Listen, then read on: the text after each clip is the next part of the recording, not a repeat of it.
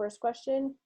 Yes. So directly proportional to temperature, because like as temperature increases, the kinetic energy of gas, like we start to move a lot faster. Exactly. So I'm gonna go on the share screen now, and we'll start doing some doodles as we talk because it'll be easier. So these graphs like this, right? If temperature is down here and we have energy, okay, of molecules, just think about energy of molecules. If my temperature is here, where do you think, how much energy do you think will be in that? Because when we're talking about a proportion, usually it's going to be like some sort of a linear graph, just because as we increase the energy of any molecule, we must increase the temperature, because how can we get those molecules to bust around and move? We can only do that via temperature, and we can either increase temperature or we can decrease temperature. And so that's how it's related. Okay, thank you. Proportionally. You're welcome. Okay. Okay, so let's go ahead and move on. When water boils to form steam, the entropy, which I have put there, denoted it as a definition there. Oops.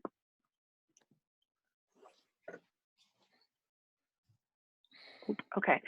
As the water boils to form steam, the entropy, which is a measure of disorder. So anytime you see entropy, please know that's just measuring of disorder. There's also enthalpy, right? So a lot of students kind of mix those terminologies up. Be wary of the terminology and be wary of the definitions, okay? Read things very clearly, because I have known him to softball. And when I say softball, meaning put words in there and then students don't know the definitions, and so they lose the 2 points, okay? So when water boils to form steam, the entropy, which is the measure of disorder of the system, increases, decreases, or remains the same. So that kind of goes up to number 1. When we increase the measure of disorder, then what happens to that entropy? When we're boiling the water, so we've increased the temperature, what is happening to the amount of disorder? It increases. It increases, right? So I just told you, think about the bustling of molecules, okay? Water and normal is just kind of slow, right? At room temperature, they're just kind of making these connections like this. And then when we add energy via heat, okay, so increase in temperature, now things start going like this. And because they're going like this, now we can create the steam, right? And the same thing goes for when we decrease temperature below room temp, so freezing, those molecules are blocked like this. So our entropy is very organized, very latticed, right? There's not really a lot of disorganization, because now we have a solid molecule creating that lattice, okay? All right, explain why. We kind of talked about this last week, but I want to know, this is a conceptual question. Explain why you can see your breath when you go outside on a cold day. I'm looking for key words here. Because we're talking about gases. Remember, this is just gas laws, states, solubilities. So that's what I'm looking for. I'm looking for some verbiage regarding chapter 7. So why can you see your breath? Condensation. Condensation, okay. And so what is condensing here? The warm vapors. From? Your body's warm and then the air is cold. Right, so it's from, one of the keywords here, water vapor, condensation, okay? So keywords when we're talking about see your breath is we need to know that the warm water vapor from the mouth, okay, is going and condensing to a liquid. So we have a vapor, the air is condensing as it reaches the cold. So you need to know that it's going from a warm to cool or hot to cold, right? I would say warm to cold via that vapor pressure condensing, okay? The water vapor condensing, key terms. Cool. So Into now a cold liquid? Right, so it's because you're condensing, right? So you have warm vapor, a vapor, like if you huff, that's just hot air, right? When that hot air meets the cold, it will actually condensate, okay? So you'll see, and it's the same thing when you have kind of a cold glass in reverse terms. You kind of have that cold glass of ice in a hot day, and that water condensation happens on the outside of the glass. Okay, it's kind of that same exact concept. Hot air outside, cold glass, condensation. So the warm water vapor from your air, from your mouth. From your mouth, yep. Condenses to cold water vapor into liquid. So it'll be a warm, it's because you can't have a cold water vapor because a cold water vapor is condensation. So you'll have, the water vapor, which is warm. That's why it's warm, because it's a vapor, okay? It's not in a liquid state. So you have that vapor that's leaving your mouth, and then as soon as it gets exposed to colder conditions, it's going to change the state. It's going to condense, and that's how you get a liquid. Okay. Again, this is just talking about your temperature and how that plays a role on vapors, water especially. Okay. So calculate the volume of your balloon. So now we're going to start doing some math. Okay. Right. So the thing with this is I can go ahead and do all this math, but I think because your exams are coming up, I'd like to hear a little bit of feedback from you guys as to where I would begin to make sure that you know how to do this, right? Because you can see me do the math and do all these steps and then look at it, but at that point it becomes memorization. So let's attempt as a team to do this problem, and then I will do it again to make sure that you guys get it. Sound good? Because I feel like that's the only way you're gonna get this moving forward. Okay, so we have calculate the pressure, or calculate the volume. So like I said, I always like to make lists. So we have volume here, and we kind of went over this one. So we have a volume of a balloon that's 5.75 liters, okay? And then we have a temperature, I'm gonna leave a little space here at 25 degrees Celsius. And then we place it in the freezer, and that freezer's temperature is negative 28 degrees Celsius. So the reason I leave, the question is now calculate the volume, okay? So originally it was filled this way. So I leave blanks because I know that we're gonna have, we have two different temperatures, and now we're finding a new volume. So I'm gonna do like this. So what is the new volume? Okay, so where do you think we begin? Is there an equation for this? I would Is begin there? with Charles' law. Where? Charles' law? Okay, and what is Charles' law? V1 over T1 equals V2 over T2, T2, yeah. Perfect. Okay, so this is, So we first have to convert to kelvins, don't we? yes. Okay, which he'll give you a conversion sheet, okay? But Charles' law actually can also be written as,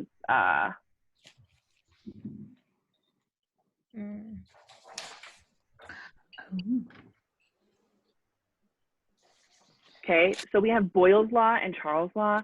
And the thing is with this, I like to know this because if we don't have, the reason I write it this way predominantly is because I know that P1V1 equals P2V2, right?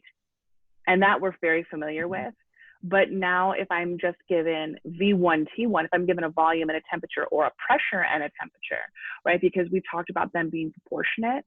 So now you can kind of manipulate these equations. Even though the problem isn't calling for a pressure in this case, those would just be crossed out, right? So you'll see V2 over T2, V1 over T1. But if the problem had just pressure and volume, we would omit the T. And if it had no volume, we would still do pressure divided by temperature. Okay. Ooh, more people. Does that make sense? Kelvin? Huh? The temperature has to be in Kelvin. Yes. So your temperature will be in Kelvin, because, and he'll give you that. So how do we convert to Kelvin? Plus 273. Plus 273. So do we take the, oh, I need to minimize this.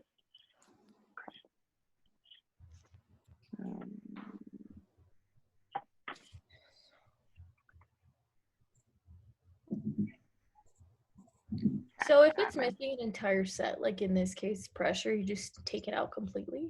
Yes, and that's the biggest thing that I wanted to visualize for you guys. You literally take it out completely. It's nice to memorize this equation because, like I said, if I blocked out this P1 and T2, it's P1V1 equals P2V2, right? He might also put them as PI, P initial, volume initial. Just know that if you start with the initial, that's your 1 and your finals 2. It doesn't matter, whatever. It doesn't matter how you do it. I like P1V1, P2V2 because that's just, to me, that works, okay? But yes, if you memorize this, then you can just omit, because if each one is treated as a 1, right? A place value of 1, if we're just doing math, it's just 1. This is left by itself, okay? Yeah, you just omit any variable that you do not need based on the problem. Okay, so converting Kelvin, we would do plus 273, right? Yes. So we would have, what would we do? We would take this 25 and add 273 to it? Yeah. I put 273.15. Does that matter? You don't have to have it exact. You can literally leave it at 273. Okay. And then you'll be able to justify. That's just sig figs, and I don't know how he'll be. He's never been very picky with sig figs, unless he tells you, please round to sig figs. Okay. So let's go ahead and add these bowls. And what do we get? Someone with a calculator. The first one is 298. And the second one is 245. Again. Oh my gosh. So is it degrees Kelvin or is it just Kelvin? Kelvin, K. Okay. Okay, here's the thing. Stupid Zoom. Stupid Zoom. I have another Zoom meeting up, so I'm going to go ahead and send, let's see this, copy invitation, because I have to do them in cuts. We have to cut them each 40 minutes because I can't use my math one.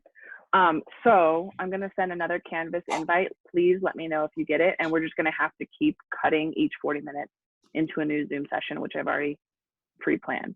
So let's go in here really fast and make sure we got all this. Oh man. Okay. Go here, inbox. I'm going to send you guys one right now. Compose. You know what? F it. I'm just going to buy this. I'm not going to do this right now. It's only $14. I'm going to buy it. Just give me a second. It's just stupid. Like, I just think that that's stupid. It's stupid that I have to pay $14 for your education. Just kidding. Love you all. Okay. I'm just going to do this really fast. Okay, so now after this, let's walk through. So we have our temperature, right? And let's just use this equation. At this point, it becomes a plug and play. Do we have to do anything with the liters? Do we have to do it to milliliters? No. Okay. When you're dealing with volume, as long as you guys are in the same unit, you don't have to convert anything. You do want to do it with temperature though. Temperature always convert to Kelvin. It's easier. Okay. So let's go ahead and more chat. I know. Okay.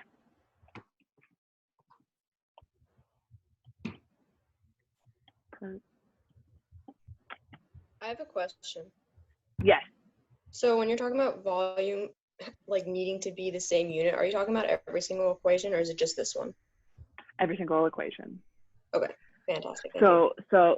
Well, when we're doing moles, though, you'll have to go from moles to liters. But yes, everything will need to be in the same unit, unless.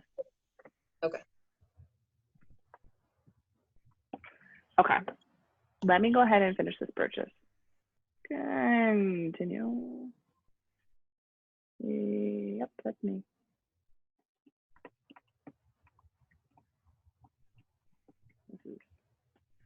I'm doing this for you guys. You're worth $14. Thanks. Thank you. You're welcome. But don't tell anybody I did it. They'll be like, what? Well, I don't see you guys holding Zoom sessions. Professors, thank you. Friggin' stupid.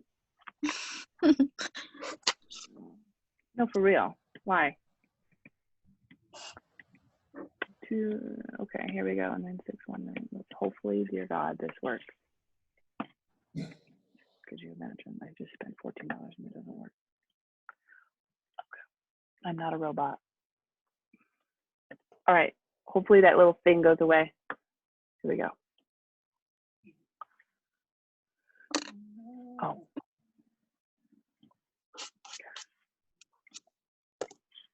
Upgrade. Continue. Confirm. Please go away. Please go away. Please work. Please work.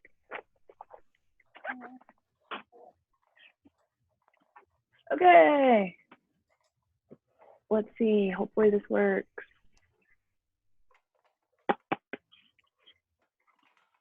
I did upgrade. This meeting has now unlimited minutes. Yes. Okay. We're done. Now we don't have to worry.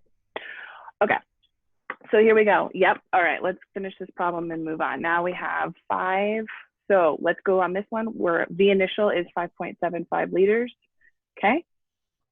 And on the bottom, we have our first temperature, which we said was 298 Kelvin, right? And then we're going to go over here and I'm just going to label this as V2 because that's what we're trying to find, the new volume with our temperature decrease. And then we have 245 Kelvin here. So how do I go about solving this? I want to check your guys' math. How would I do this? Across. So what do you do with this guy? Multiply it by 5.75. So if we multiplied, so we want to isolate this variable, right? Mm-hmm. So in order to get, Do you focus on multiply this side first. 45? Yeah, to the other side. Multiply this by 245 Kelvin, okay? Those will go by, and what you do to one side, you have to do to the other side. So it's 245 Kelvin. So go ahead and do this math. Do this part first, okay? And then multiply the Kelvin. And what do we get? Got 4.73 liters. Cool. Does that make sense? So we went, and the thing is we didn't lose a lot of volume compared to this 5.75 liters. Then we went to 4.73 liters. You're not expecting it to be a complete shrinkage, right? Just think of it as water in a balloon, and then we go ahead and put that in. We are expecting it to shrink a little bit, but still form a solid, okay? So this actually, even if I didn't have the answer written down, this to me is ideal because we know that water, it's expansive, right? So it'll expand and take the full container, and then we're gonna lose some of that volume when we freeze it.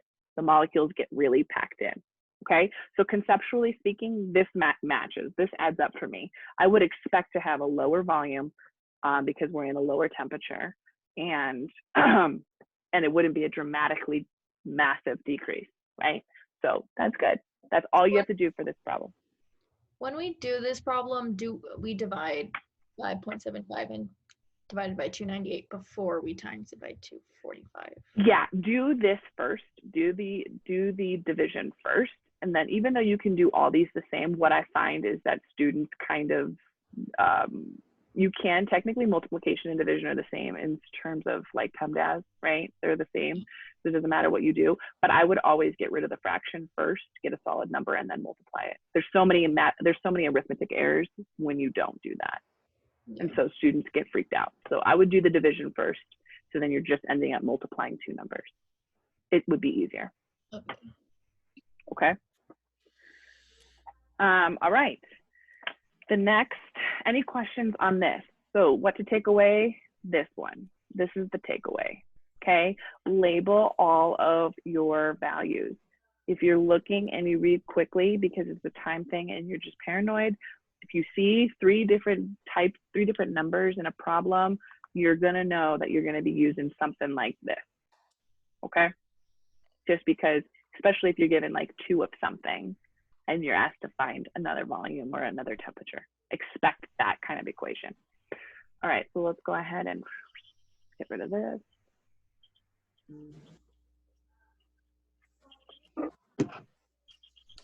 Okay. This next one is going to be calculate the pressure of a bike tire filled to 95 psi. So right out, I'm going to write 95 psi on a cold 0 degree. So what is this? What variable would I give this? For sure. Mm-hmm. Sure. Mm-hmm. And then we have 0 degrees Celsius. And I'm always just going to automatically write this because I know that's what we're in Celsius. So I know that that's what I have to do. So that's 273 Kelvin, which is a temperature.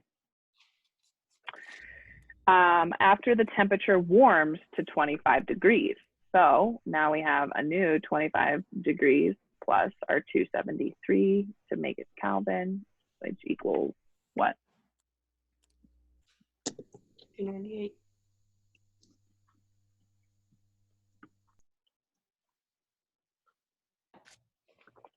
So now we have the same exact thing, right? So instead of using volume, we're using pressure over temperature. So again, this is the exact same equation that you can use here. Omit the volume component and you have P1 because it's asking you what's the new pressure. So P1, T1, P2, T2, and you will follow it the same exact way, okay? Just note your units.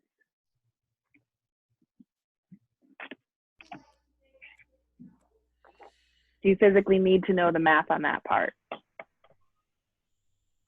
So you would have 95 over 273 equals RP2 over 298. We multiply by 298.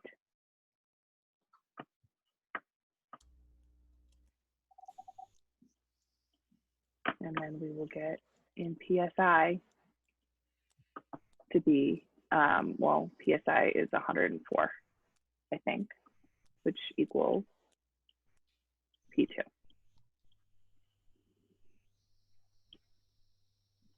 Okay, so 104 PSI.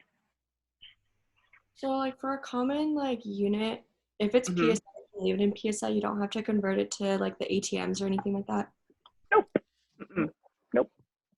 The only thing you'll have to convert in these problems will be temperature, more than likely.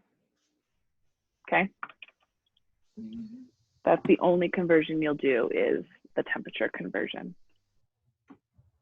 Cool. Okay. Any questions on this guy? So you just completely get rid of the V if there's not a V there. Yes. Yes. Okay. And so many students are really hung up on why that's possible, but trust me, you can, because it's not, there's no other variable. So if I did just like, let's just math speaking, if I did that, that's almost like saying each one of these, because they're variables, is one. It's a placeholder, right? Mhm. Each one of these, when we take something out of an equation, there's always an automatic one in front of everything, right? So even if I left this as just one, and I did all this math as one, if I had 95 times one, I still get 95, right? So each one of these is a 1 on its own. And if you don't have anything in the problem, then you can just say, okay, I'm multiplying it by 1. And it's still the same answer. So you don't need it. You can just omit whatever variable you don't need. Okay? Okay. Omit any, actually, you know what? Let's go. We'll just do this and we'll say,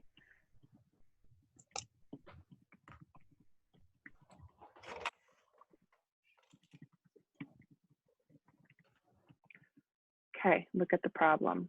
So whatever variables are in the problem, you can manipulate this equation, okay? Just drop it out, ignore it. Cool. All right, so the next one is huge. I would be surprised if he didn't have pictures of graphs on there because he likes to show this proportion, right? So it'll be form, and it'll either be in the form of a question or it will be in the form of a graph. I would expect it to be in a graph. He hasn't not used a graph question ever on an exam. So let's go ahead. Let's give you a real life. We kind of went over this a little bit last week, but we're going to hit it again.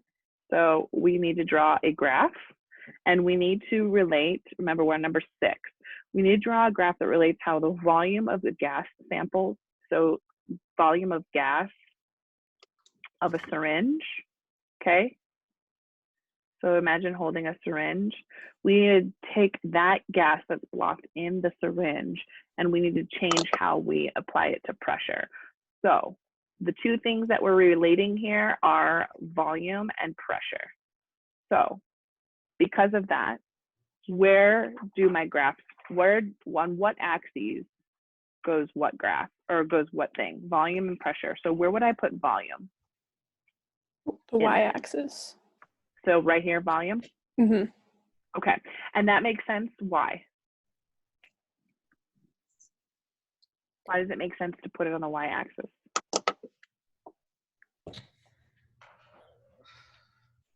Can't really draw a syringe. Oh my gosh. We'll just pretend that this is a syringe. Okay, that's like what pushes it down, like, and that's all the liquid, and then here's the needle. Okay, so why would we put volume on the y-axis? Is it because it depends on the pressure? Right, they do relate on each other, so we'll have pressure here. But if we're thinking of this is the syringe and I have liquid, right, fluids in here, okay, and we're talking about a syringe, right? I can pull that syringe up. If I were to pull the syringe up and extract, like say I'm giving someone a shot of morphine and I'm pulling the syringe up out of the tube of morphine, do you think pressure is increasing as I increase the volume, or is it decreasing? Decreasing. Decreasing. Decreasing, right? Because I'm adding more volume. And if we look at this graph, as volume is increasing, okay, what do you think is happening to the pressure at that point? Right? It should be, if you're looking like at a point, and this is my hand, I should have, if volume is way up here close to the y-axis, then yes, look down here relatively, pressure should be low. That's the tick mark for pressure, and we're thinking that's at 0, right? So here's that. So is this going to be a linear relationship or an exponential relationship between volume and pressure? Right. So here's a high volume, and as my volume is slowly decreasing based on that syringe, what's happening to the pressure? It's decreasing. It's decreasing because we're exerting the force on. Also, the reason that the pressure is increasing is because you have this area, okay? We don't talk about it necessarily, but as far as the mind goes, as your understanding goes, we have this area and this amount of volume here, and we're pushing it through a little tiny needle. So of course, there's going to be an increase of pressure just because we went from an opening that was this big for a syringe to a tiny pinhole for a needle, okay? So you have to think about that too, right? So exponential. And then do we have to say like that line is measuring temperature? No, because in this case, we're only trying to draw a relationship between Volume. the volume and the pressure. It's Okay. not asking for, because in this case, if we had a frozen syringe, could I even push out the liquid? No. You know, so we don't really want, it doesn't make sense to include temperature in this case. Okay. We just want to associate what happens to pressure with increase or decrease of volume.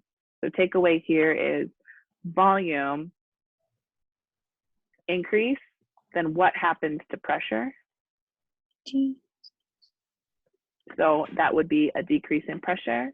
And if volume decreases, then what happens to the pressure? Increases.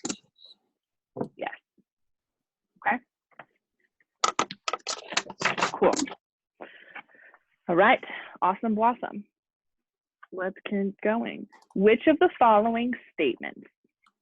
Okay, so basically with that, all of that was dealing with pressure, okay? Things to take away from this tiny micro lecture: Charles' law, Boyle's law. Boyle's law is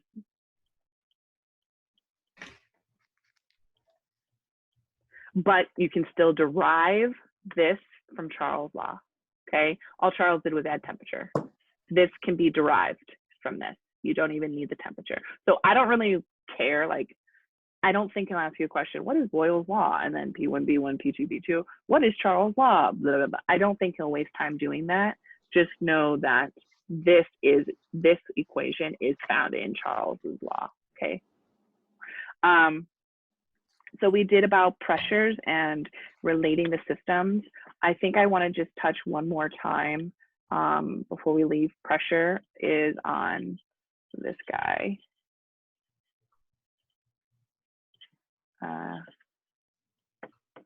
Let's just draw, just draw some more graphs, and we'll have temperature be our x-axis. So let's say we have, what would I put here? What could I put here? Pressure. Okay, so as pressure increases, or let's talk about it in terms of decrease, okay? So as pressure increases, what happens to the temperature? Decreases. So our temperature decreases when pressure increases? Or does it? When pressure increases, temperature increases. That makes sense, right? Mhm. We get that. When we heat things up, we're creating more pressure in it. That's why they can explode, okay? So as we increase the temperature, pressure is going to increase. That's a linear relationship. Do we agree or no? Mhm.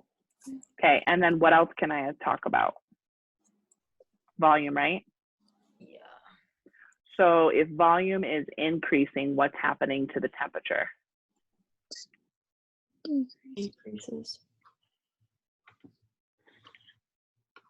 Why would this, so you're telling me as volume increases, our temperature is doing what?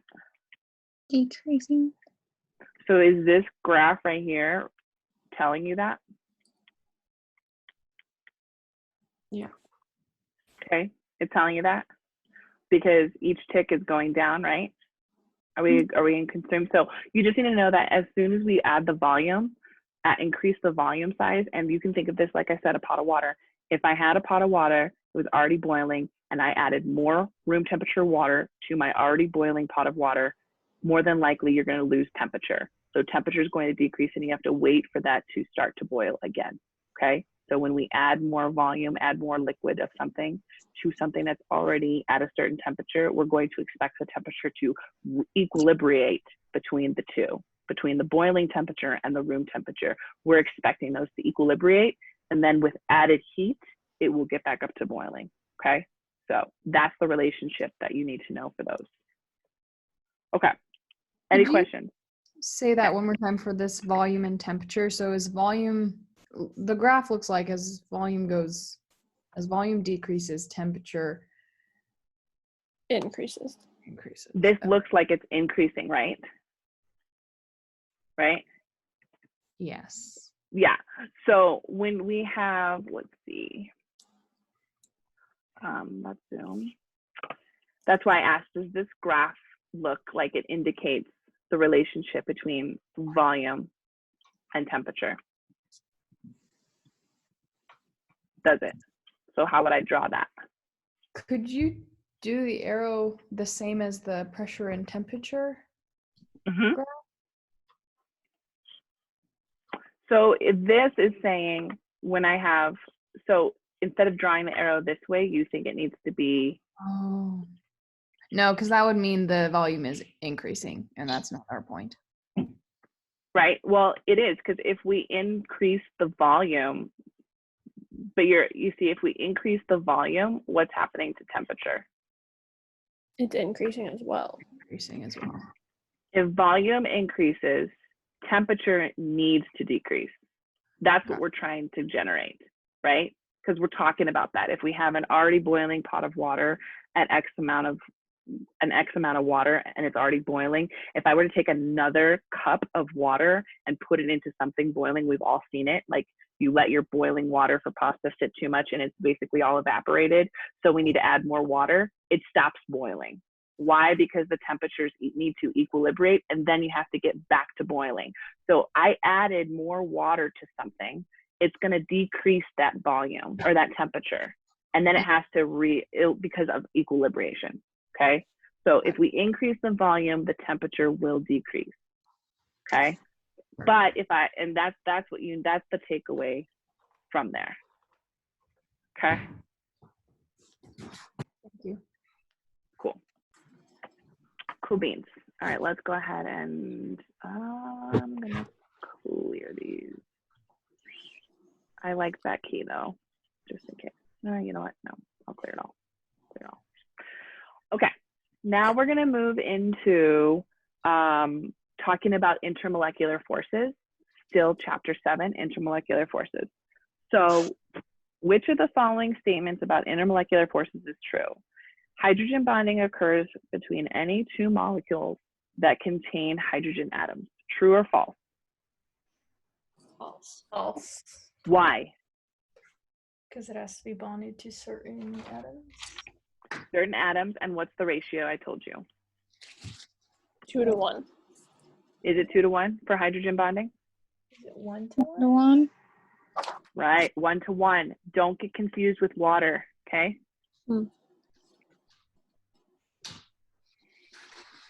So for hydrogen bonding, a molecule has to be bonded to either an oxygen, nitrogen, or a fluorine, right? Or am I? Yes, it's almost, but usually it's hydrogen is bonded to like nitrogen, oxygen, fluorine, but you can also have chlorine, bromine, okay? It's mostly any of those really electronegative atoms right on that last column of the periodic table right before they become noble gases. So you can have hydrobromic acid, and that's hydrogen bonding. It's one hydrogen to a bromide. You can have hydrochloric acid, which is one hydrogen to a chloride. That's why I don't say it's only dealing with NO and F, because hydrochloric acid is a really strong acid, and it undergoes hydrogen bonding. Oh. Right. So I stick to the 1-to-1 ratio, and he uses things like this was a question. 2 hydrogen molecules? No, it's 1 hydrogen molecule and 1 electronegative atom. And those electronegative atoms are usually these guys. We don't really see this, so that's like nothing, right? You'd have to have like HCN, which is cyanide. But mostly it's usually just seen as this. 1 electronegative atom, 1 hydrogen, okay? Water is still considered hydrogen because even though we have this drawing and it looks like you have 2, right? This is still 1 bond and this is still 1 bond, okay? It's still a 1-to-1 ratio, okay? So hydrogen also wouldn't be dipole-dipole. It would be. So that is, and we'll get there. So hydrogen is, oxygen or water is a dipole-dipole moment, but that is not the bond. That is the intermolecular force. Okay. Oh, When we're okay. talking about this up here, this is hydrogen bonding. This is not a molecular force. It's a bond. It's what actually puts the whole molecule together. The dipole-dipole is the force or the interaction between atoms. So the bonding is what creates the molecule. The forces is between atoms. So it's like a sublevel. So you'll have the bond and then you'll have the force, okay? And that force is important to know because that's why we have bond angles, because there's an intermolecular force between hydrogen and there's intermolecular forces between oxygen and hydrogen. And that's why we have certain geometric shape. It's the force, not necessarily the bond, okay? So the next question says, we've already said that's false. Hydrogen bonding occurs between any two molecules that contain hydrogen atoms. We said that that is false because the two molecules could be, if you have HH, that's not really anything, but it's not an intermolecular force. That's a bond, okay? Dipole-dipole interactions occurs between two polar molecules. True or false? True. Okay. Just like I said up here, first thing that comes is the bond type. So Identify the bond type. Sorry, so bonds are within the molecules, and then the forces are between the molecules. Right. So this is an this is within the molecule itself. What holds the molecule? So what holds molecule together? And we know molecule is one or more atoms. This, what holds atoms together in the molecule. Okay. So if there's three types of bonds, H bond, covalent bond, ionic,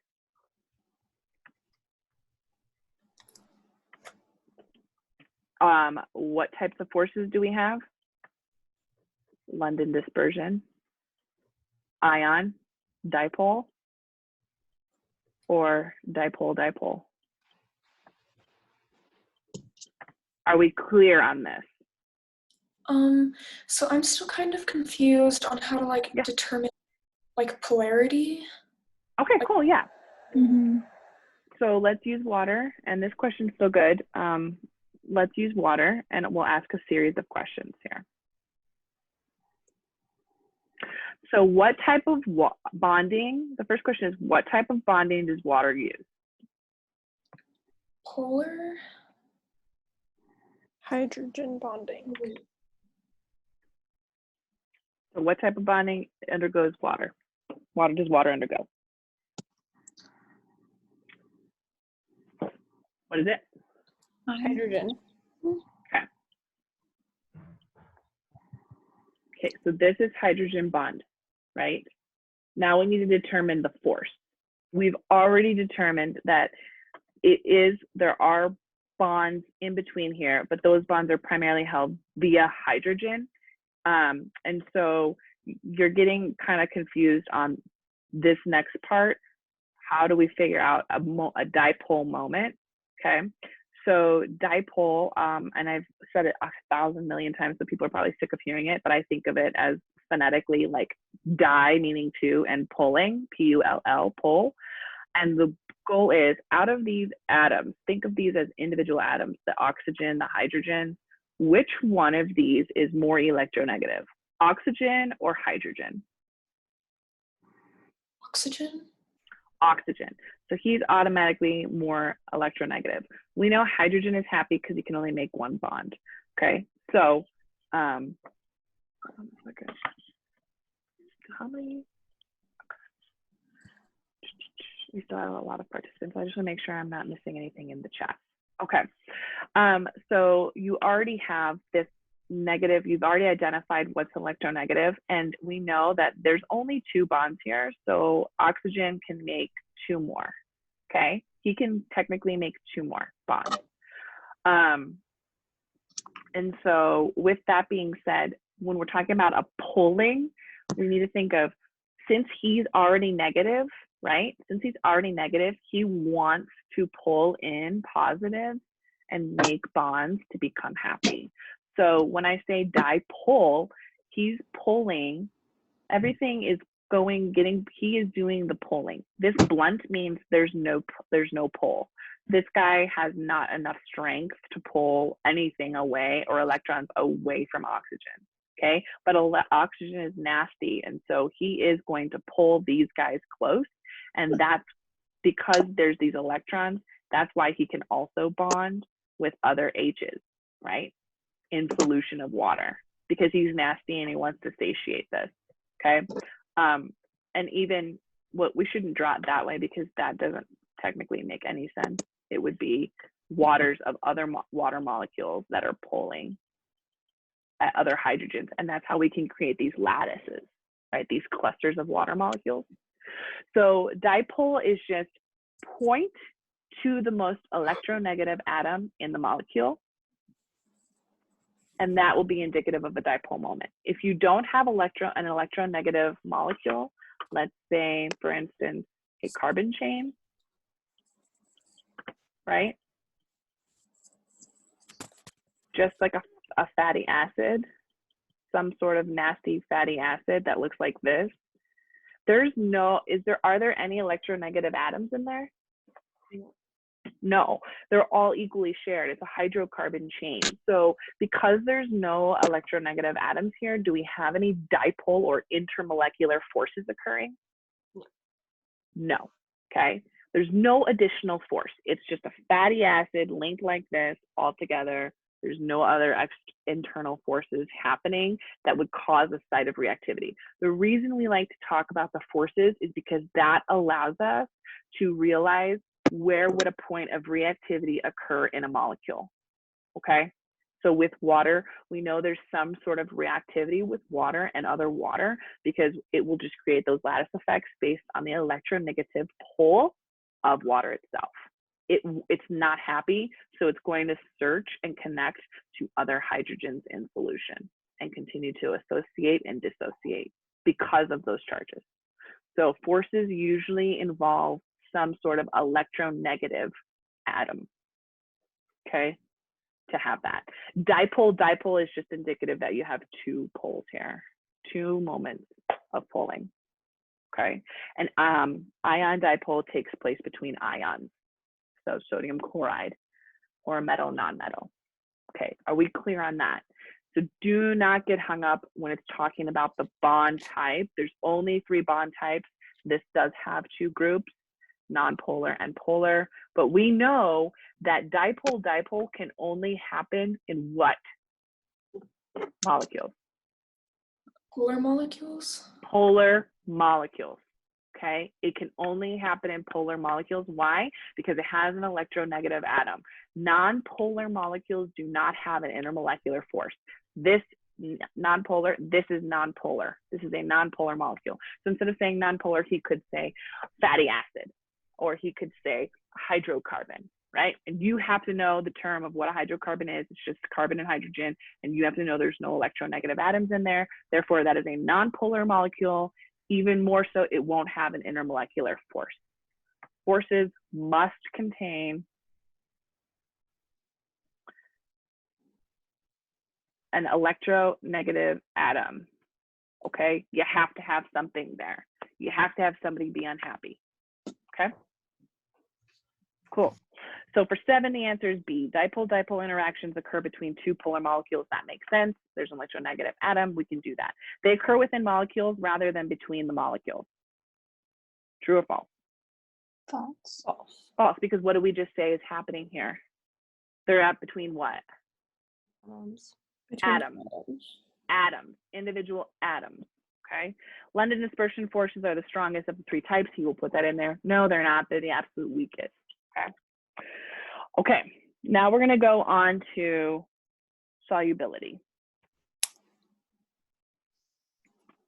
If the temperature of a solution increases, the solubility of most solid states will do what? Increase, decrease, or stay the same?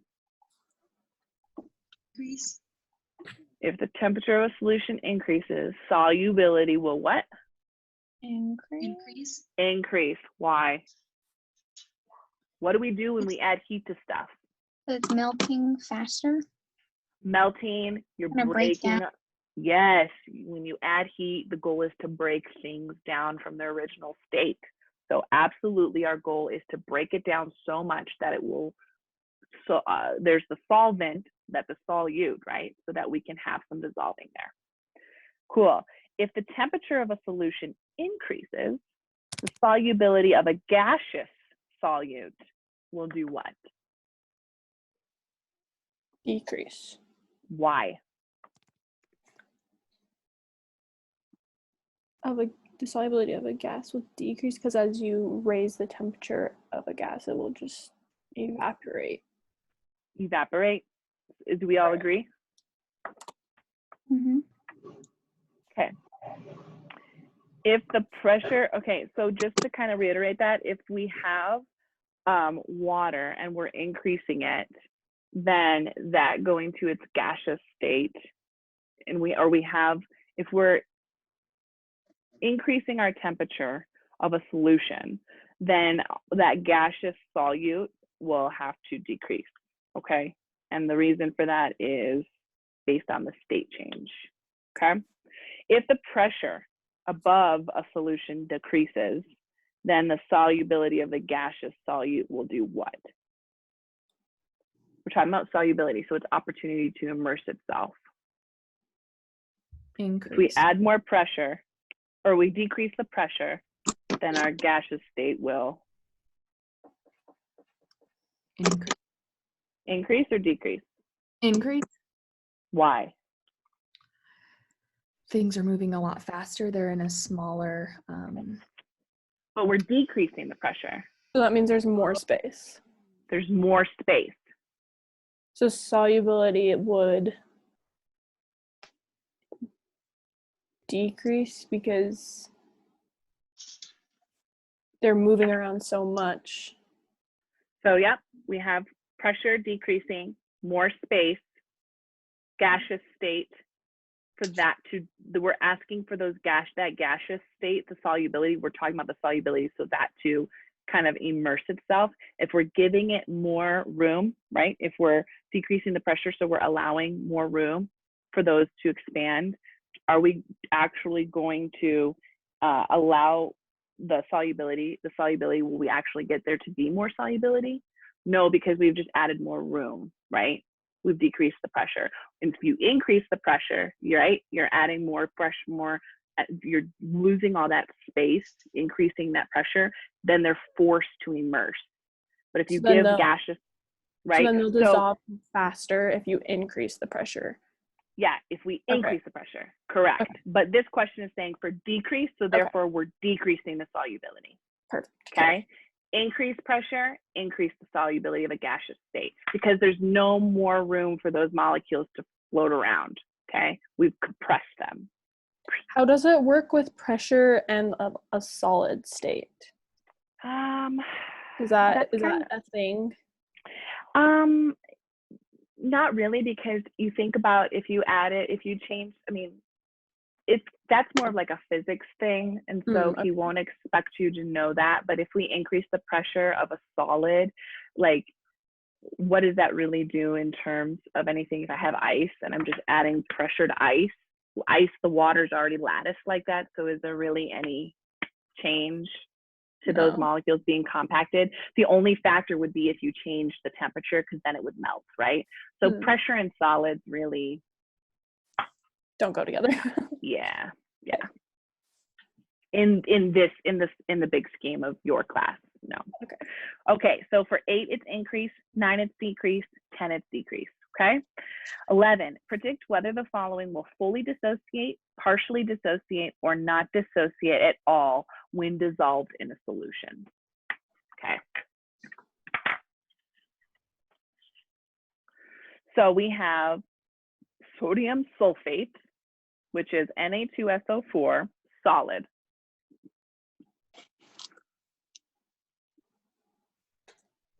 Okay, this is solid. He's telling you, or I'm telling you, that it is a strong electrolyte. So will this fully dissolve in a solution, partially dissolve, or not dissolve at all? What do you think will happen? Will fully disassociate. Why? Because it's Because the sodium and then the sulfate, they interact with like the water. So like once like if they're unsaturated, then they'll like completely dissolve within the solution. But if it's like fully saturated, then there'll be like still be some like left in that. Right, right. And it's also based on our charges too, okay? Yeah, so is it these, also because it produces like ions? Like the products Yeah. of the strong electrolytes will be ions. right. So Okay. because we're telling you that it's a strong electrolyte, which is your positive and negative, even though we're dealing with sodium sulfate here, you still can think about sodium chloride, right? We know that these are a positive and a negative. And so when we put salt in warm water, so we'll say in warm water, we know that these will dissociate, okay? Because it's strong. That's a strong ionic bond. So we know they'll dissociate fully. The Is he sodium, going to tell us? Is he going to tell us if? Is he going to tell us if it's going to be a strong electrolyte, or do we have to figure that out? no, he'll probably give that to you. Based on his last exams, he's given it. He'll even write out like it's not just gonna be like Na2SO4, so you don't even know what that is. He'll tell you Na2SO4, sodium sulfate, strong electrolyte. Will this dissociate, partially dissociate, or not at all? I have a question. Yes. Isn't solubility and the strong electrolyte thing part of chapter 8? Is it gonna be the quiz on this Friday? Well, I know that it could be. It could be. So that's why I've included it in chapter 7. He could. So sometimes he's pushed because in his mind, he kind of puts everything together. So even though the book strictly goes by X, Y, Z, sometimes he meshes things. So I've included it just so we cover our butts for this exam. Okay. Thank you. You're welcome. So the goal here is if we just consolidate A, B, and C, you have strong electrolytes, non-electrolytes, and weak electrolytes. Weak, we know that it will only partially dissociate. Why? Because it's weak. If it's strong, it's going to fully dissociate, and a non-electrolyte won't even dissociate at all. That's like a carbon chain with like a hydroxyl group. Okay, so like this that we have written here, which is ethyl alcohol. This is not even going to dissociate because this is so weak, right? So weak that he's happier staying on this whole chain than actually trying to split it up. And I've already told you a while ago that these carbons, these hydrocarbons, like to stay together. So trying to split them up, they'd have to be in like some seriously intense conditions. Okay, so if you just put that into some side of solution, there's no way to break these apart. Okay, that wouldn't even make sense because most of our biological functions are hydrocarbons, lipid bilayers. And so if everything just broke apart, we would be mush, okay? All right, now let's do this last 2 problems. We have identify the following as solutions, suspensions, or colloids. Okay, so first of all, we need to know what are these definitions. Let's clear these. What is this?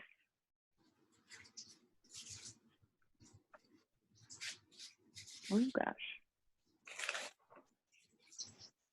We know what suspension is in terms of like, so I'll just micro lecture on this component. If we talk about blood, we know that that's going to be a suspension fluid, a suspension as via for solubility.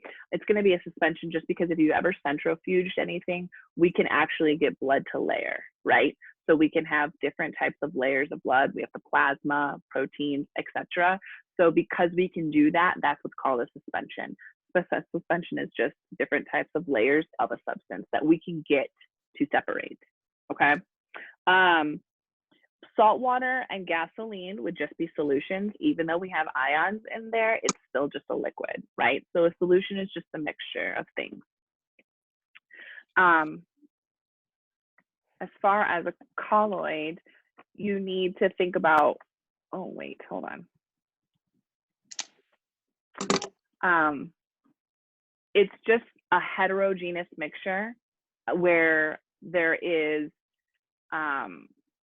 where it's spread evenly. So if you look at yogurt, even though it's a lot of things in there, it's still, the consistency of yogurt is still the same throughout, right? But it's got different things that make yogurt up. So you've got milk, or you have, and then you have the probiotics. So you just have to think of that as the heterogeneous mixture that has even consistency, okay? I don't know if he'll necessarily make a point of that, but he would probably talk about blood because this is nursing chem. So make sure you know the mixture of blood, okay? It's also not a homogeneous mixture, it's a heterogeneous mixture. So he might also maybe sometimes throws that in as terminology. Okay, do the following represent saturated or unsaturated solution? So if I put a pinch of salt in a pot of water, is that saturated or unsaturated?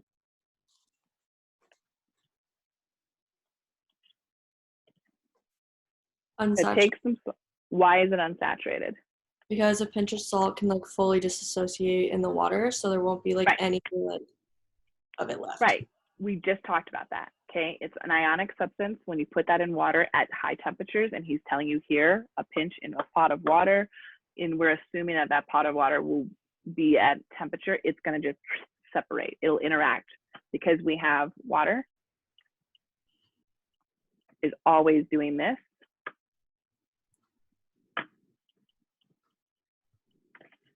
You have this, that's constantly doing this. Okay, so this makes this NaOH will make a base, and this is hydrochloric acid.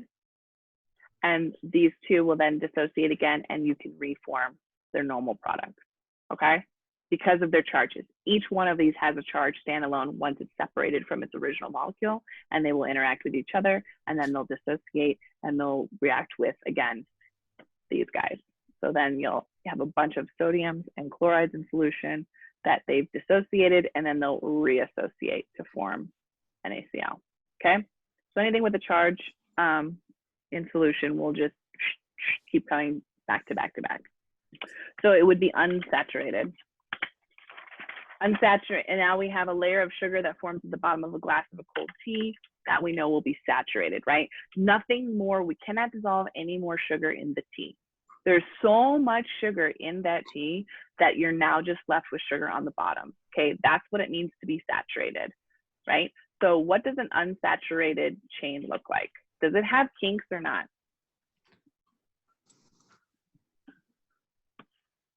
What does an unsaturated fatty acid look like? It's saturated in hydrogen. So it's like, my guess, I'm asking, does it have kinks or no? Does it have double bonds or no? No. No. Right? Saturated fatty acids do not have any double bonds. Okay? They do not. If you're unsaturated, do you have a double bond? Yes. Why? Because that is the source of reactivity. Okay? This is the source of reactivity. We can do more things. So saturated has double bond. Saturated has no double bond. Okay. Unsaturated has double bonds. And that makes sense because we look at those questions. What is salt in a pot of water? It's unsaturated because it can dissociate. You'd have to add so much salt to that water, and then you'd start seeing salt on the bottom that you've saturated the solution, the solvent. Okay? So does saturated have kinks in it? Does saturated have kinks in it? It does? Okay. Does it?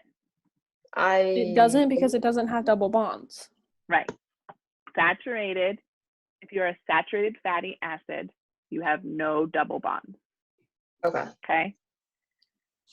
So I guess I'm getting a little bit confused because the unsaturated, those do dissolve. Like the salt would dissolve, but those do have kinks. Right, because the double bond allows for reactivity, right? Oh, okay. So because there's reactivity here, we can break this bond and allow things to dissociate it. So if there's no double bonds and we have something that looks like this, can I dissolve anything? Can I break this down and have anything? There's no site of reactivity. So in here, it says a pinch of salt in water. We're calling that unsaturated because we were able to, via the bond, break it apart and it could go in solution. Okay. Okay. But, and that's why so many people get hung up on this thing. It's like, oh my gosh, how do I know saturated versus unsaturated in a contextual situation and then also in a molecular standpoint, right? Unsaturated, the unsaturated for things to dissolve. So unsaturated, dissolve, double bond. Saturated, no dissolve, no double bond. Okay. Because there's no site of reactivity at all. Even if you see like a COOH or a C double bond O, that's not a source of reactivity. Okay. You have to think about it in the carbon, fatty acid, carbon backbone. There'd have to be a double bond. Okay. All right. Let's go ahead. Any questions on chapter 7? I have a quick question. What's the answer to number 7? Number 7, which of the following statements about intermolecular forces is true? B, dipole-dipole interactions occurs between two polar molecules. Perfect, thank you. You're welcome. 12? Yeah, that's the one I need too. I was going for that one. So that we're just talking about solution suspensions or colloids. So yogurt is a colloid, okay? Blood is a suspension, and both salt water and gasoline are considered solutions. Okay. So I just want to clarify with the colloid and the suspension. So the colloid is a heterogeneous mixture. Heterogeneous mixture. And then it's usually like even consistency. Right. Even consistency. And some people will say that, well, blood is also a heterogeneous mixture, so why isn't it a colloid? But the thing is when if we were to like take yogurt and try and centrifuge that, or try and separate the probiotic and things like that, we'd have some suspension, but it's not the same as seeing all those layers in blood. So that's why blood is not a colloid. Okay. And then suspensions can be separated into layers, like you were saying with blood. Okay. Yep. Mm-hmm. What is the difference between colloid and solution? Exactly. A colloid and a solution? Yeah. That would be the, what's the word I'm looking for? Like the state. So a solution is usually a liquid, and then you'll have a colloid, which is like a semi-liquid. Like, I guess you could say, like, that's why we use yogurt. Like, I guess you could say it's kind of thin, right? But if I were to take a scoop of that, I could plump it on something and it kind of remains its shape. So it's like a semi-solid, whereas we just have liquid. What would be another example of a suspension besides blood? Or is that like the most known one? I think he put it in here because of nursing. Mm-hmm. I would say, you could say chalk and water, you could say muddy mixture, you could say flour and water. It just basically is two or more heterogeneous substances, two or more, right? Okay. So I guess you could say like chalk and water, or like mud and water, anything that kind of creates, the water will eventually, the mud might sink, right? And the water rises. So would like oil and water be one? Yeah, in a way, oil and water would be one. Okay. Yeah. What was the answer to? What was the answer to what? Number 1. Number 1, temperature. Oh, okay. Sarah, did you get your answers? 7 was 7. So 7 is going to be B, 7B. And number 2 is A. Yes. Okay. Cool. Alrighty. Now we have to think about, now we have to think about math and stuff, because that's going to be the next part. So the last bit, I will see if he has, I will see if this quiz gets uploaded, and I will look through it And obviously I can't cheat, but I can definitely tell you if there's something we didn't cover in this session, and I'll send you a message, please look over XYZ, right? But I think we'll be good. Okay, I think you guys will be good for the third. The next part though is gonna be the moles, molarity, and percent mass and the calculations of that stuff. And I believe that all takes place for chapters 8 and 9. Am I right? And there's buffers. Mm-hmm. I think we have buffers. Okay. Oh yeah. So the first thing I just want to work on is just math today. We have plenty of time before this next part of your exam, which is 8 and 9. We can hold another review, but which I think I can pull in here, do a poll real quick of all of our participants, and we can see what works best, and then I can kind of calculate that. But let's just grind now math. We're just going to grind math, okay? And I'm going to finish all 13 questions, and then I think we'll be good for the day. Unless somebody has something that they want to stay and work something out while I'm here. Okay, so let's grind. Number 1, determine the mass of the acetic acid, okay, that is contained in a solution if titration of 25 mils of the solution requires 43 mils of a 0.154 or 154 molar NaOH. Okay, this is a lot when you start looking at this. And so it can be a little overwhelming. So where do you think, actually without even telling you, let's go ahead and just start writing things down. Rule number 1, write everything down. So we have acetic acid. So I'm just gonna label that as AA, okay? Even though it looks like amino acid. We have, it's 60.1 grams per mole. Since this is being recorded, will you post and send it to us later? Yes, Michaela. I think on my announcement page, I did link, maybe I didn't. I think I'm pretty sure I linked my YouTube. And so it will be on there. It will take a while because this is like a 2-hour-long thing or 3-hour-long thing so far. So it'll take a while for it to upload, but it will be there. Okay, and then we have a solution that's titrated. So we have 25 contained in a solution, 25 mils. Okay, here we go, 25 mils. So is FW acetic acid? Mm-hmm. Okay. Yeah. Because he didn't give you, I didn't give you what the molecule was. I just wrote acetic acid, so I gave you its weight. 25 mils, but we are required, we need 43.5 mils. And then of, and I'm going to relate this like this because we have, this is the NaOH.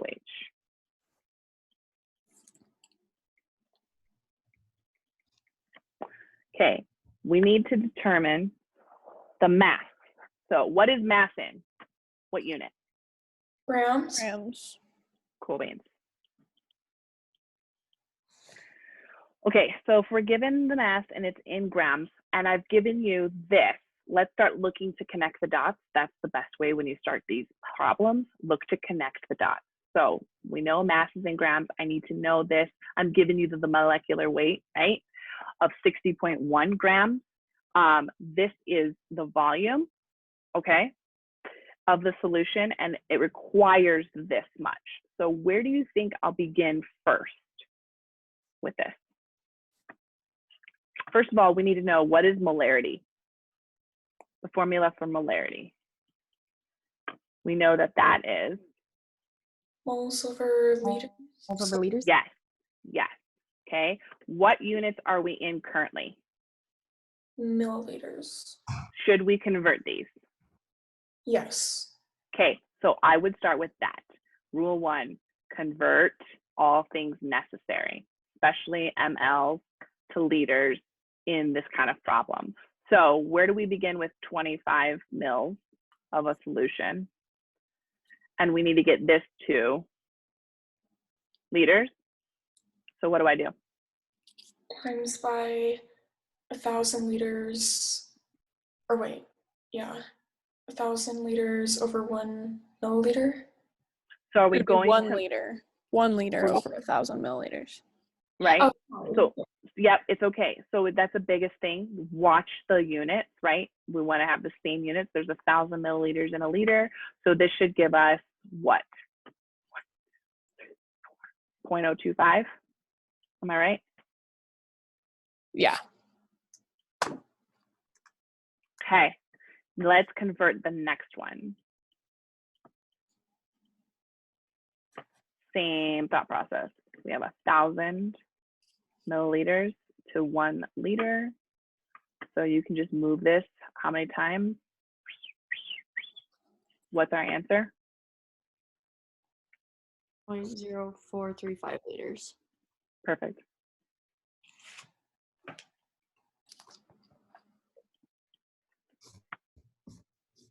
Okay. Somebody sent me a message. Now, what is the next part? What is the next part before I go into it? Because I think you guys can get this. Do we have everything converted that needs to be converted? Mm-hmm. We do. So where do we begin next? Can you explain like how how we finding moles over liters is going to help us find the mass in the end, like using the molarity formula? Right. So because we need to think about the bridges, right? So we have grams and moles. And so this is big M right here, right? But we know big M is moles per liter. Okay, the reason we need this is because from grams, we have to get grams to moles. So we have to take this acetic acid and we have to get the moles of acetic acid so that we can find its molarity, because this is in terms of moles. So for us to do that, we can take this grams per mole and we can figure out the mass. How can we figure out the mass? From this. The goal is that we'll use the grams and the moles are like the bridges to conversions. So it's almost like you have to go to 1 to go back to 1 to get to where you need to be. Mm-hmm. And you need to know that bridge. So like molecular weight is important when we're dealing with grams or we're dealing with like solids. The molecular weight is needed for solids, but the molarity is needed when we're dealing, because it's in terms of concentration, for liquids. Okay. Thank you. So we have a liquid and a solid here. So we're just got to try and bridge these two together, because that's what titration is. It's taking something and putting it in water, right? So we're just trying to figure out how that works from the different states that we're in. So what's the next thing that we would do? So would you like, how I was doing it was I was doing like 60.1 grams over 1 mole, and then I was going to times that by the molarity of NaOH. So I was going to do like times 0.154 moles over 1 liter. And what do you get? I didn't do it because I thought I was going to do it wrong. Okay, so let's do it, because this is how we work through things, because I guarantee someone else tried to go this way too. And I'm not going to say if it's right or wrong at this point, but we need to look at the numbers and then we can see if that number makes sense. Because what are we trying to find here? Because you need to get grams. What's the overall thing that we're trying to find in this problem? Mass of acetic acid. So is this number going to be big or is this number going to be small? Big. Small. It should be big, right? Because this, look at this. This is molarity. That's a big M. It's 0.154. This is in grams. We have 60 grams. So you're needing to have a bigger number. It's not going to be in some tiny decimal shape like this, because moles are really tiny. Weight is bigger, right? Because it's how we measure. So we just want to find a number that's kind of around this area. So let's continue and see if you were doing this right. So you have this, and then what did you do? And then I did the 0.154 moles over 1 liter. Where did you put that? Down here? I put the 0.154 on the top so the moles would cancel. So then you would end up with the 9.3 grams per liter. So you have it like this. Yeah. Well, I put it like a fraction, like over each other. So you did 60.1 over 0.154. Like this? No. Here, I'll show you. Can Okay. you see it right there? Oh, where is it? Right there. 60 over 1 mole times. Okay. So you have it written like.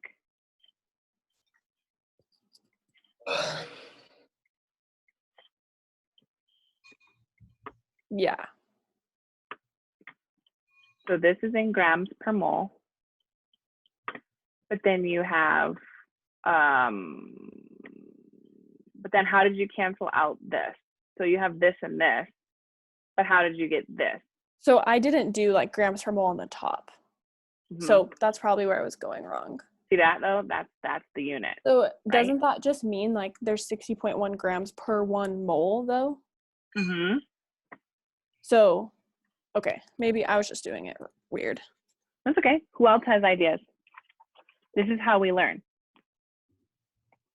What else would we do? There are 36 people here, so somebody has to have some sort of solution to this. Would you have to find, like, calculate the molar mass of acetic acid? What is the molar weight mass of acetic acid? 60.1. Oh, sorry. No, you're good. This is good. Would you do, because molar, like big M is mole over liters, and we converted 43.5 into liters, and we got 0.0435. So would you do 0.154 moles over 0.0435 liters? Right, and then what does that give me if I did that? That gives you the molar mass. Does that give me the molar mass? Wait. So if you did 0.154 moles over 43.5 liters, that gives you big M. Okay. I like your guys' thoughts. Let's go here. I gotta make more room because I don't know if I stretch this out if you guys can see it. So this is good though. It's very important that we brainstorm it because otherwise we don't really learn, right? And if I just keep molar concentration, if I just keep going through these motions, we won't find out what we're doing wrong. Does that make sense? So we have to struggle first. Okay, so let's go ahead and let's begin. We have CH3, so acetic acid, just so you'll know, looks like this. Not that that's important, but okay. Oh, dang it. Stupid AirPods. I swear, as soon as they come out with an update or like new equipment, everything I have takes a crap. It doesn't hold a charge. And it's like, oh, now you need to buy the new AirPods. Well, no, I don't. Okay, so what I would start with is we have 25 mils. So let's start with our 25 mils, okay? Which we did up here, okay? We converted that. And this is just the solution in general. So let's convert that and we'll have, okay, we did this. Cool, I'm just gonna, now, what are we in unit-wise? Liters. Cool, so let's cross these out. We're technically in liters. What up here do we have? We know this equals moles per liter, right? So where can I go with this? The next step is we need mass. Mass is moles per, or I'm sorry, grams per mole, okay? That is what really mass is. So if we're in liters already, how can we get out of liters to go to moles? Would you just put 0.154 moles over 1 liter? Yes. And this is obviously NaOH, but we don't have to worry about that. Are we lost? Do we get? I just don't know, like, how to find where to start. Like I know how to like Exactly. convert everything. I just don't know. After I like look at it, I'm like, okay, how do I know where to start? So like, Cool. what advice would you give to like know What where advice is if the question says in a solution, if titration of the solution requires. So if you see the word requires and then it gives you as a milliliter, okay, a volume, right? Because we're titrating.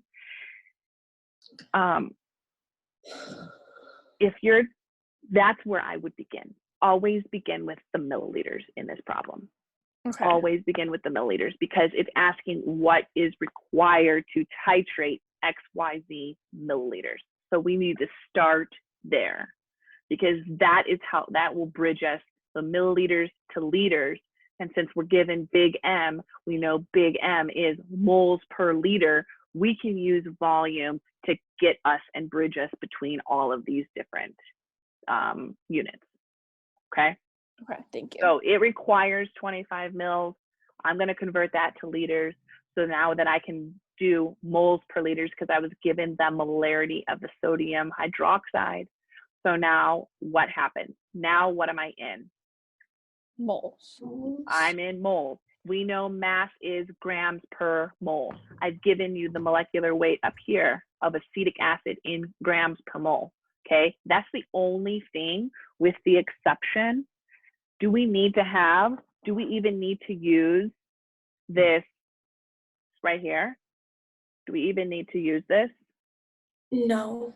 In this particular instance? No, right? Sometimes he's going to give you, or I'll give you extraneous information. You just have to figure out where to go. Okay, so let's ignore that milliliter. And now we're in moles. What can we do after this?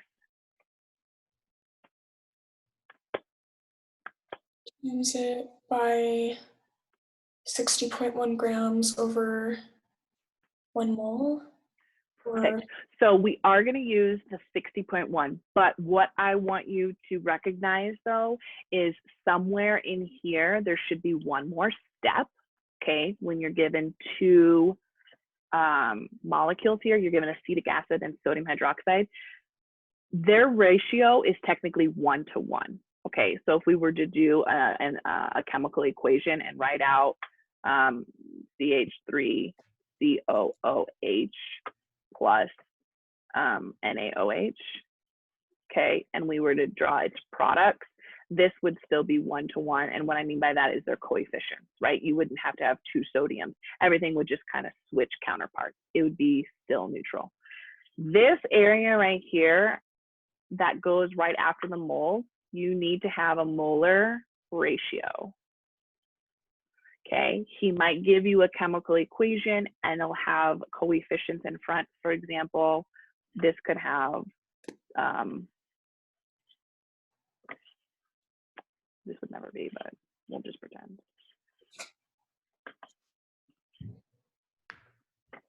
Say we need to balance this reaction and then you needed like 2 of this and like 1 of this. Just pretend. This is not really how it gets balanced. But these values you would have to use here, okay? But because this and this together, its products are still 1 to 1, meaning we don't have any coefficients to balance the equation, you would have here for 1 mole of CH3COOH, it requires 1 mole of NaOH. That's why we call it a molar ratio. You're looking at the difference. It's equal. They're in equal. Like to get 1 to 1, it's an equal ratio. Okay. Where otherwise it would take 2 molecules of CH3COH to 1 of NaOH. Are we clear? So do not forget a molar ratio because this problem, even though you technically don't need this because it's 1 to 1, you can omit this. It's just multiplying it by 1.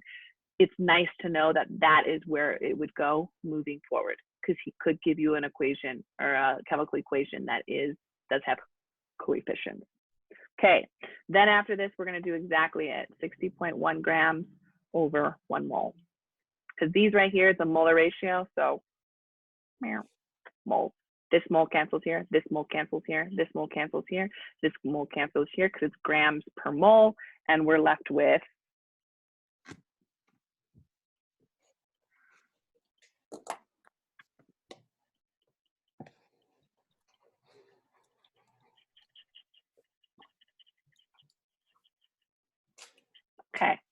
Any questions on that problem? Wait, what's the answer that you got? 0.218. Is that what you got? Okay. 218. Yeah. I got Did you get my math wrong? 0.231. Maybe But I did could my have done math it wrong. wrong as well. As long as we still have like 0.2 something, Okay. we're good, right? Yeah, and so now we're in grams. Can you explain how you knew that the 43.5 wasn't something you were going to use in the equation? Because I would have been like, how do I incorporate this, you know? Yeah, for sure. So the reason that I don't need to know that you don't need to know that, because it's telling you that if titration, you're titrating 25 mils, but he's just giving you that you have 43.5 mils of that molar solution. It's extraneous. If it applies to what it is, like if I'm telling you, okay, I have 5 mils of water, but I need to titrate 25 mils of this, we don't really care that we have 5 mils of water. We're titrating this into this. So the 45 is not necessary. You don't need to worry about that, because that's just telling you how the quantity in volume that you have of NaOH. It's extraneous. What did you write? Sorry, someone. No, go. Will he tell you if the molar ratio isn't 1 to 1? Yeah, he'll give you a chemical equation. Okay, cool. Can you just explain again? So if he like gave us the chemical equation, how? So like for example, since he won't, like 1 to 1 is kind of redundant. How would you do like a 2 to 1? Like how would you figure out like a 2 to 1? Cool. So let's do, let's see if I have an example saved in my old files.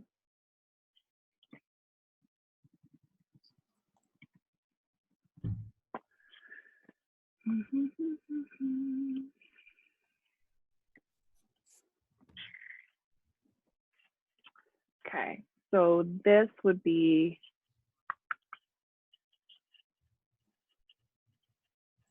I'm going to do it in a different color because it's not pertinent to this problem, okay? So people won't get confused. So you could have, wait, is somebody trying to get in here? Okay, no. So you could have something that looks like this reaction. We'll have KOH plus H3PO4 yields K3PO4 plus H2O.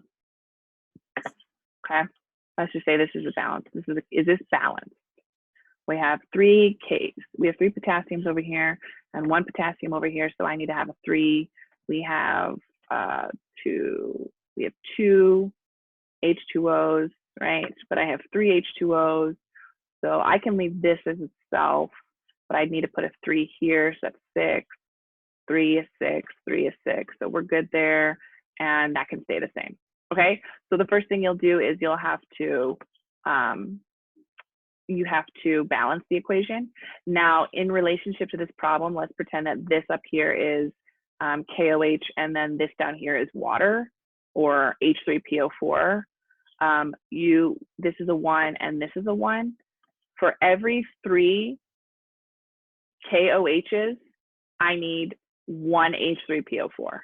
Okay, and then it pertains to the reactants. Right. So well, even then you could look and say, well, it depends on the problem, right? Okay. So if he's talking just about H3PO4 and KOH, then you would look at their coefficients, and yes, you could relate those two. But if he was talking about KOH and K3PO4, then you'd need 3 KOHs for every 1 K3PO4.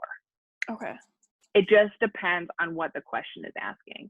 So it doesn't have to necessarily only take place on the reactant side or the product side. It's just what is it, right? In this case, they were both the reactants, because that's acetic acid and that's sodium hydroxide.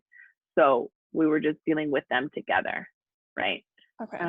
Which is why it was a 1-to-1, and we didn't necessarily need to put it in there, but I showed you because this right here is the bridge that helps us get from this mole of the molarity and the molar ratio, mole from this molarity to grams per mole is a molar ratio. This is very important bridge. It helps us go from this to this. Well, without the moles, I should say, helps you go from this to this, okay? Because this is moles, right? And we have both moles in both. We have grams per mole, moles per liter. So we use milliliters to get to liters. Liters, we can get to moles. Moles, we use the molar ratio, because the molar ratio, we then can go and use its molecular weight. Why? Because molecular weight is in grams per mole. And now we've canceled out the moles and we're just given the grams. Okay, that's why it's important to know this. Gives us from big M to G, just in general. Molarity So is 3 to 1, like the equation you were doing on the bottom, would if you were putting it in like an equation form, would the 3 be on top and the 1 be on the bottom? Right. So it just depends on what you want. So this right here was acetic acid, right? Yeah. So this was the molecular. So in this case, if this was actually, we were given the molecular weight of KOH, then yeah, the KOH would be on the top to the 1 K3PO4, and you'd move on that way. Okay, so on the top, you keep what you're looking for in the end. Yep. Okay. Yep. The top is your goal. The top is, because we can cancel things in the denominator, right? But we always will keep the numerator. So what you want and what you're looking for next should be in the numerator. If you're finding yourself canceling what you need in the denominator, you need to flip your stuff. Okay. Get rid of what you don't need. Here, we use 1,000 to get rid of the mils. We use the liter to get rid of the liter. We use this mole of NaOH to get rid of the mole of NaOH via the molarity. We then use this mole to get rid of the moles of acetic acid so that we could just be left with the grams of acetic acid. Everything you need on top, all your trash goes on the bottom. Okay? Good question. Cool. That's a biggie. Now we're going to do, let's drop to, see if I have one that's sort of similar that you guys can do on your own. I don't know if I did another one that's similar on this. Okay. Everyone good with this? Can I delete? Clear. Yeah? Oh, wait.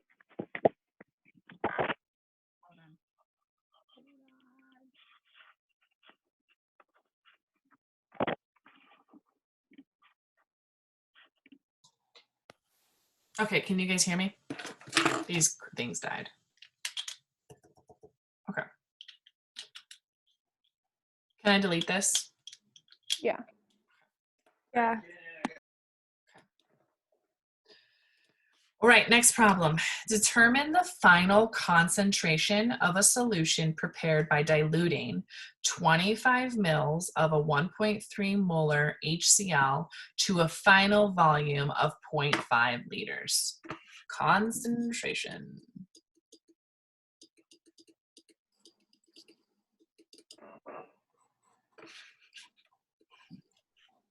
Okay. So, determine the final concentration. That's the goal. But we are given 25 mils of a 1.38 molar of HCl. And we want to get that to a final volume. So this is a volume, right? This is a molarity. And then we want final, what was the final concentration? So this is concentration, right? So now we have a final volume, which is, but what is this? What's my new concentration? So what equation are we familiar with when we're dealing with this? The CV equals CV. Right, C1, CV, CV, okay? So how would I start writing this? How would you begin writing it? So it would be like 1.38 moles times 25, and then you probably want it in liters, so it'd be 0.025 liters equals a C2, and then times the 0.5 liters. Okay. Maybe. Okay. So let's go and do. So we have milliliters and liters. So what did I say was the first step? Convert. So let's convert this mils. So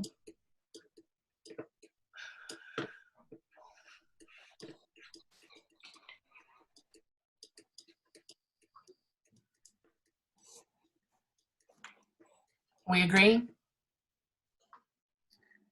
Mm-hmm. Okay. And this gives me of HCl, right? Because that's what I was told was the volume of HCl with this molarity.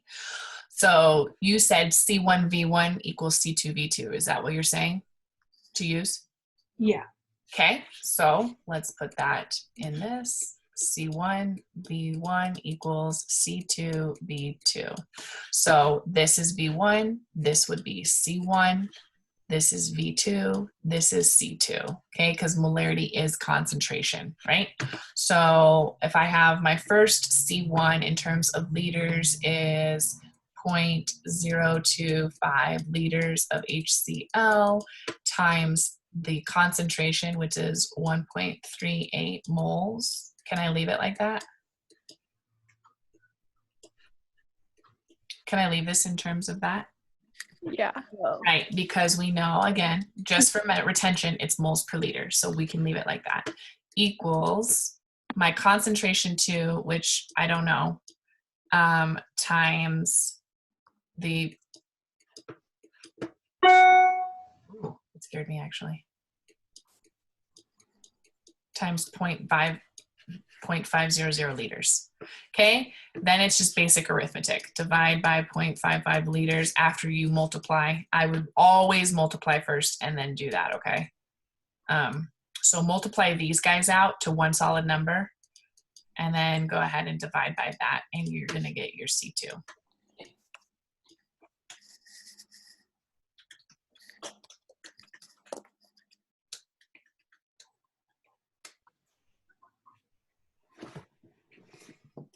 Any questions on that one?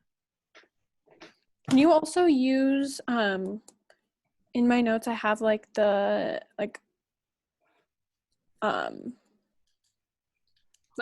M concentration equals like M of the dilute of the diluted thing times volume of the diluted divided by volume of the concentration. But would that not work because we don't have the volume? Right, so this equation here, up here, if you look at my C1V1, that can be written as V1 equals C2V2 over C1. That can be written up as C1 equals C2V2 over V1, right? Okay. And you can write it this way in terms of concentration or volume, and all I'm doing is manipulating this equation. Okay.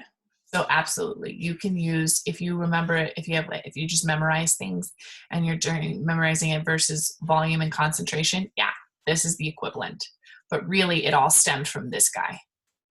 Okay, This thank you. is where it stemmed from. Okay. Did you get 0.069? I didn't do the math. I just wrote out the problem. Okay. What'd you guys get? 0.069. There you go. Sounds about right. I didn't do the math. I'm just right. I just wrote all the problems. I'm like, oh, I'll have them do it. And the units? If I do math quick, then I get answers wrong and then people freak out because I calculated something wrong. I do it in calc all the time. I'll be doing problems for my students and they're like, you got this wrong. I'm like, oh yeah, sorry. Because I did it really fast. So I never calculate. I just set it up. The units would be liters? So we're talking about the final concentration. So this is what it will be. So you got 0.69 or 0.069, right? Yeah. Yeah. 0.69 big M molar of HCl is the answer. Okay. Now, any questions on that? I just want to clarify. So molarity is the same as concentration. Yes, molarity is concentration. It's the concentration of moles via liquid. So in volume, per volume. So if it says concentration in there, you automatically do the C1, V1, C2, V2? Most likely, yes. Oh. Yep. Yep. Okay. Yeah. Next, determine the molarity, moles per liter of a solution prepared by dissolving 4.45 grams of sodium chloride in a final volume of 50.0 mils. So let's go and label everything. So the question is, determine the molarity, right? This, which equals this, which equals this. Okay, all the same thing. Determine the molarity by dissolving 4.45 grams of sodium chloride, which we know is this. And I've given the molecular weight of 58.44 grams per mole in a final volume of 50.0 mils.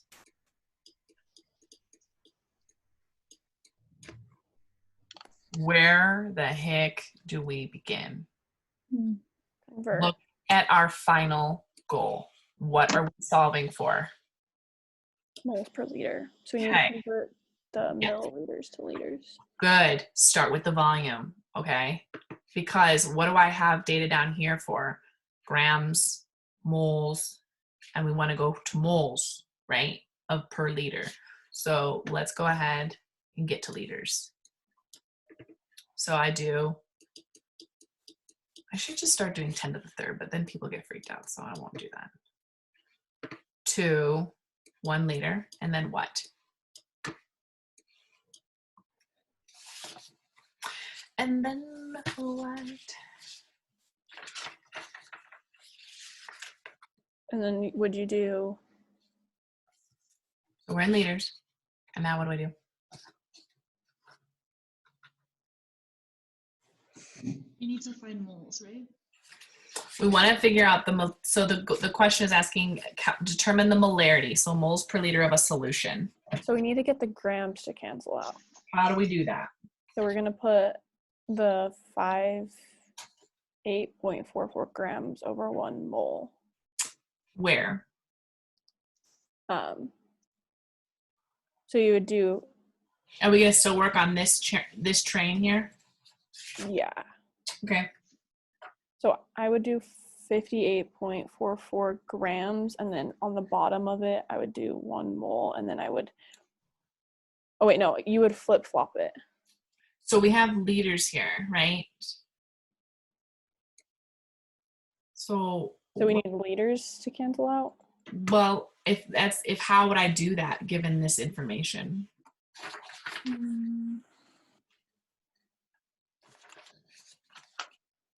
But don't we need liters at the end? Do we?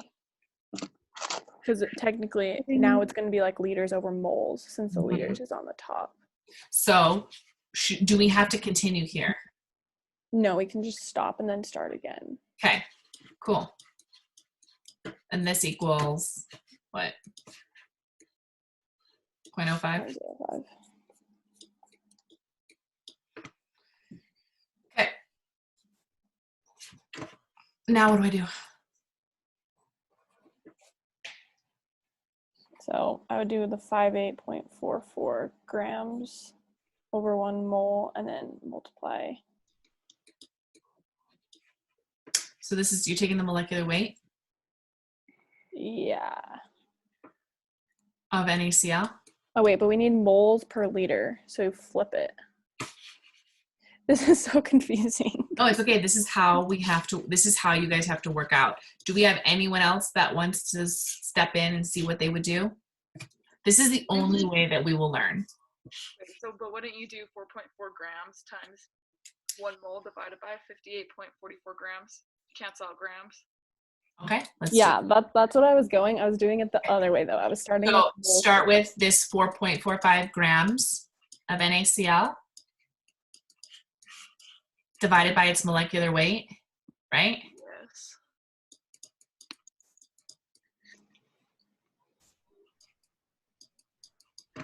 And that gives us moles, right? Now we're going to moles. Yeah, so then you would get the 0.076 moles over 0.05 liters. Yes. So here you don't have to consolidate them, okay? That's what I wanted you guys to realize, that before we were able to do this all in one linear progression, right? We were just to keep going because we had a molar ratio, but sometimes you have to do two separate dimensional analysis just so that you can get what you get and take those answers and then create it to moles per liter. So make sure you realize what your end goal is. So here, what was our value? 4.45 divided by 58.44 is 0.076. 0.076. Yeah. Moles of NaCl. This is liters of NaCl, right? Mm-hmm. So now we'll just copy this formula. And we can say 0.076 moles over 0.050 liters. That gives you molarity. Cool. You guys did it. You didn't even need me. And we don't have to divide those to find like one specific answer. I would, yeah. But Okay, I'm not, okay. I'm not doing, I don't want to pull out my calculator. You're good. I'm so lazy. But yes, you'll want to get one big concentration and you'll write it in as that answer of NaCl. Okay. And then that answer would be big M. Because I got 1.52 big M. Yep. Yeah. Anyone else got that? Let me know. Yeah, I got that too. Okay, cool. Okay, money. Cool. You guys are getting it. All right. What are we on? Number 4? Holy crap. What time did we start? 1? Mm-hmm. So I think we should do, all right, let's skip percent mass. Let's skip number 4, okay? I'm gonna circle that in a different color. Let's skip number 4. Let's do number 5. Another molarity, okay? So we could stick in the same thing. I think that if we get percent mass in here now, it's just gonna be like, ugh. Let's do another molarity problem. And then let's take a poll and figure out when do you guys want to meet up this week? Can I do that? Can I set this up right now? How do I do that? Zoom meeting. How do I do a poll? I just paid for this. I should get all the goods. That's rude. Okay, let me stop sharing for a second and see if I can say, I see a reaction. What if this, what did I do? I did a reaction. I got a thumbs up to myself. Okay, wait. I don't know how to freaking do this. Does anybody know how to do a poll? I know I can do a poll on here. Dang it. Okay, let me just Google. How to do poll in Zoom. Polling for meetings. Okay, oh. All right, that won't, okay, I have to enable it apparently, and I don't think I did that. Okay, real fast before we do this, can we schedule what works best for everyone this week?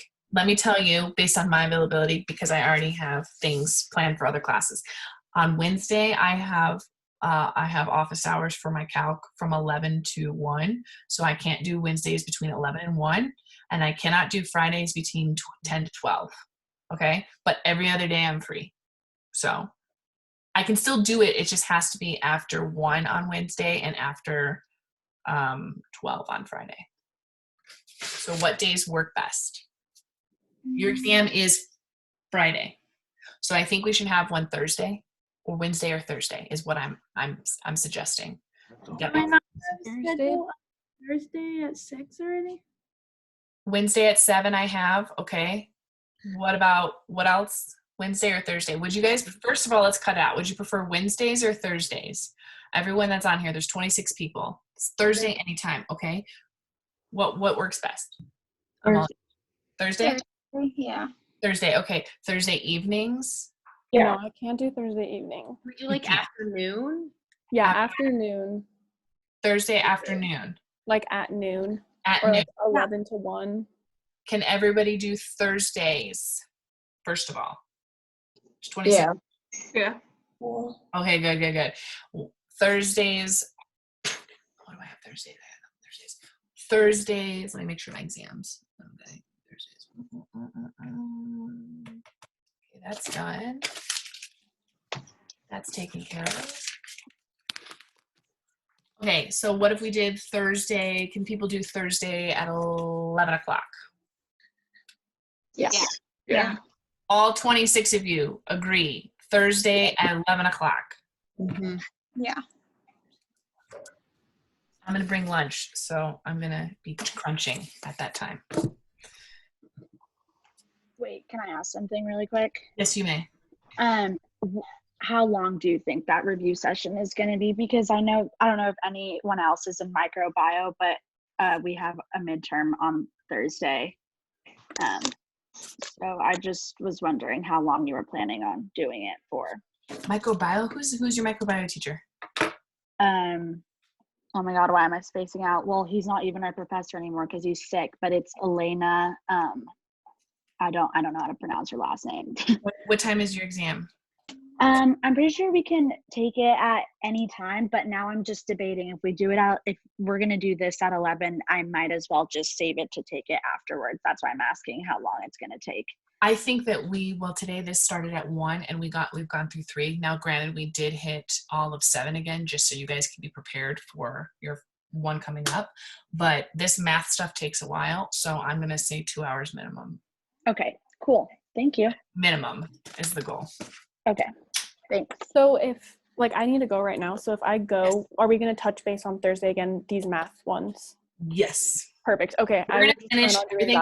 I was just gonna say we did a lot today. So if everyone just wants to call it good, and then we'll start with next we'll do all molarities to review. There's 3 more molarity problems on here. Don't do those on your own, or you can try them on your own, but we'll start with molarity next time just to refresh what we hit now, and then do mass percents.